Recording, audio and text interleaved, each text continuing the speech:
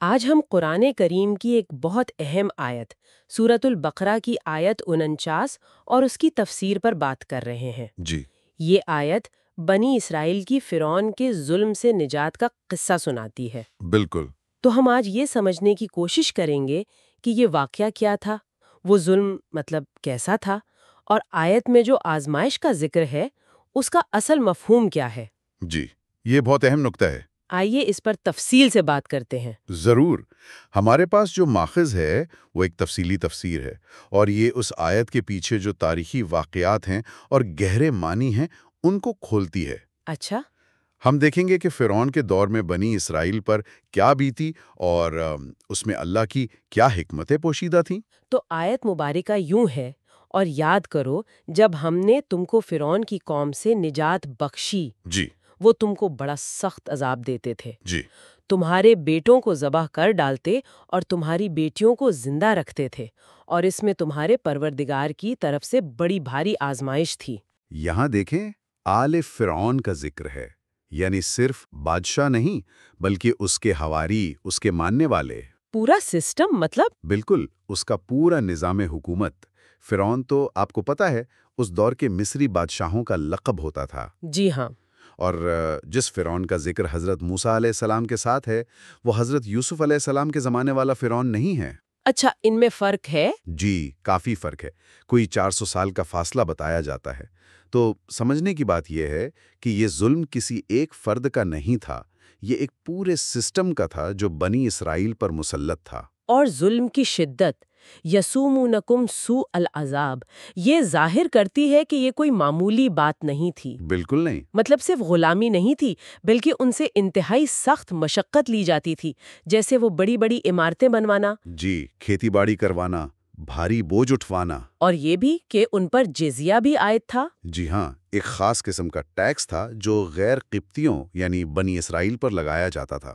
لیکن جو ظلم سب سے زیادہ نمایاں ہے وہ تو دل دہلا دیتا ہے۔ یُذَبِّحُونَ أَبْنَاءَكُمْ وَيَسْتَحْيُونَ نِسَاءَكُمْ، جی بیٹوں کو بے دردی سے قتل کرنا اور بیٹیوں کو زندہ چھوڑ دینا۔ اس کی وجہ کیا تھی؟ اس کی وجہ دراصل تفاسیر میں فرعون کا ایک خواب بتایا جاتا ہے۔ اچھا، وہ آگ والا خواب؟ جی کہ اس نے بیت المقدس سے ایک آگ نکلتے دیکھی جس نے مصر کے قبطیوں کو جلا دیا مگر بنی اسرائیل محفوظ رہے۔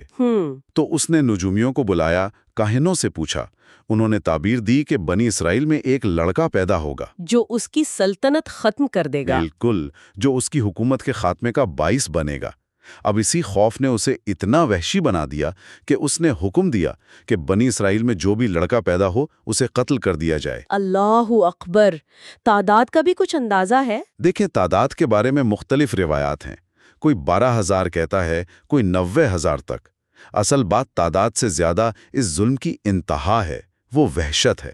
صحیح، لیکن پھر کہانی میں ایک موڑ بھی آتا ہے نا؟ جی بالکل۔ جب بنی اسرائیل کے بوڑھے مرنے لگے تو فرعون کے اپنے لوگوں قبطیوں کو فکر ہوئی کہ بھائی اگر لڑکے یوں ہی قتل ہوتے رہے تو مستقبل میں یہ سخت کام کون کرے گا، مزدوری کون کرے گا؟ ہاں، افرادی قوت کی کمی کا مسئلہ۔ تو پھر وہ پالیسی بدلی گئی، یہ طے ہوا کہ 1 سال لڑکوں کو قتل کیا جائے گا اور 1 سال چھوڑ دیا جائے گا۔ اور یہیں اللہ کی قدرت ظاہر ہوتی ہے۔ کیسے؟ کہ حضرت ہارون علیہ السلام اس سال پیدا ہوئے جب معافی تھی، اچھا، اور حضرت موسیٰ علیہ السلام اس سال پیدا ہوئے جب قتل کا حکم تھا۔ سبحان اللہ، یہ تو واقعی حیران کن ہے۔ اور پھر آیت کا اختتام ہے وَفِي ذَلِكُمْ بَلَاءٌ مِّن رَبِّكُمْ عَظِيمٌ، اور اس میں تمہارے رب کی طرف سے بڑی آزمائش تھی۔ جی بلا یعنی آزمائش۔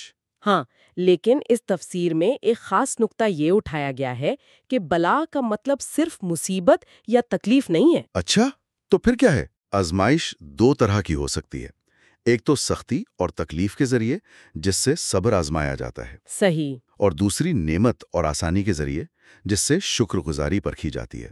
قرآن میں بھی آتا ہے نا، وَنَبْلُوَكُمْ بِالشَّرِّ وَالْخَيْرِ فِتْنَةً، ہم تمہیں برائی اور بھلائی دونوں سے آزماتے ہیں۔ اچھا، تو ذالکم یعنی اس میں اس کا اشارہ کس طرف ہے؟ اس میں مفسرین کی 2 رائے ہیں۔ کچھ کہتے ہیں کہ یہ نجات کی طرف اشارہ ہے جو اللہ کی ایک عظیم نعمت تھی اور شکر کی آزمائش تھی، اور دوسرے؟ کچھ کہتے ہیں کہ یہ فرعونی عذاب کی طرف اشارہ ہے جو شدید سختی تھی اور صبر کا امتحان تھا۔ دونوں صورتوں میں یہ اللہ کی طرف سے تھی۔ اور عظیم کا لفظ اس کی شدت کو ظاہر کرتا ہے۔ بالکل، کہ یہ کوئی معمولی آزمائش نہیں تھی، بہت بڑی آزمائش تھی۔ تو ان سب باتوں کا خلاصہ کیا نکلتا ہے؟ ہم نے دیکھا کہ بنی اسرائیل پر فرعون کا ظلم ناقابل بیان تھا، جی، خاص طور پر وہ بچوں کے قتل عام والی بات۔ پھر حالات بدلے، اسی دوران حضرت موسیٰ اور ہارون علیہ السلام کی پیدائش ہوئی۔ اور سب سے اہم سبق شاید آزمائش کے تصور میں ہے کہ یہ صرف تکلیف نہیں، راحت بھی ہو سکتی ہے۔ مقصد صبر اور شکر کو پرکھنا ہے۔